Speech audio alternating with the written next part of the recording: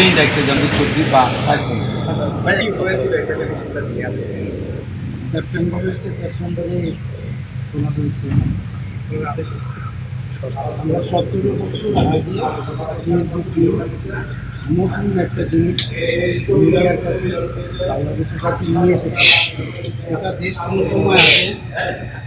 দেশ কোনো সময় আগে দেখেনি। সেটা ছিল 24 আওয়ার নিউজ সার্ভিস। তখন তৎকালীন সরকার বুঝে উঠতে পারেনি যে 24 আওয়ার নিউজ সার্ভিস কীভাবে করে তারা হ্যান্ডেল করতে। বছর হারিয়ে গিয়ে তারপর তারা কয়েক মাসের মধ্যে আমাদের নিউজ সার্ভিস বন্ধ করে দিয়েছে। যেদিন বন্ধ করে দিয়েছে সেদিন খালেদা জিয়াকেও ওনারা গ্রেফতার করেছে একই দিন।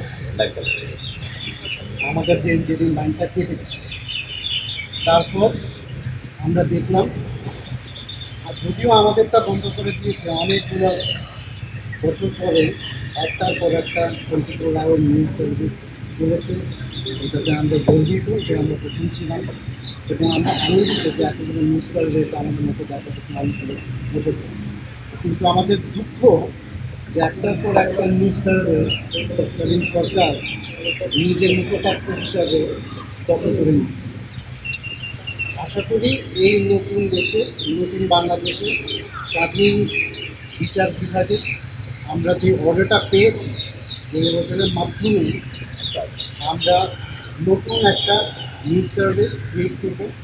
ওই নিউজ সার্ভিস সিএসবি নিউজেরই একটা থাকবে, নতুন কিছু একটা থাকবে, এবং সেই নিউজ সার্ভিসের মাধ্যমে আমরা সাংবাদিকতা এবং মিডিয়াতে নতুন করে আমরা নিউট্রালিটি, নিরপেক্ষতা এবং শক্তি নিয়ে আসবো।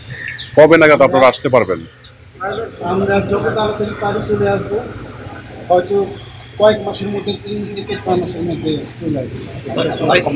আমরা আরো আগেও নিয়ে আসতে পারি, চেষ্টা করবো। আপনাদের সহায়তা যদি থাকে, চেষ্টা করবো। আপনাদের যদি জব থাকে তাহলে আরো তাড়াতাড়ি নিয়ে যাবে।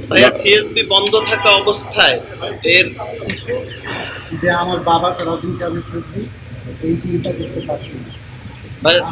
সিএসবি বন্ধ থাকা অবস্থায় আমাদেরকে যেদিন বন্ধ করে দিয়েছে, আমাদের পুরো 450 ছিল, সাংবাদিক ছিল, সবাই ফ্রেশ ছিল।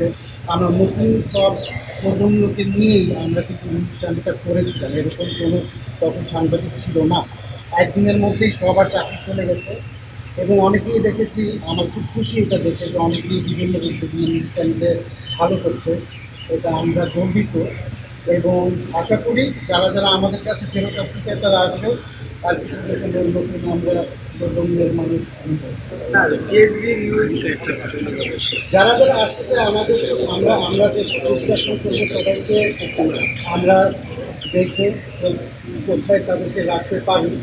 তবে যারা যারা স্বেচ্ছায় আছে, যারা যারা আমাদেরকে ভালোবাসে, আমাদের ঠিক আছে। আমাদের হচ্ছে আপনাদেরকে বলতে যে আমরা কিন্তু কেউ চাকরি কিন্তু বরখাস্ত করি নাই, কেউ তো সবাই আসতে চাই। আমরা সবার সাথে ঠিক আছে।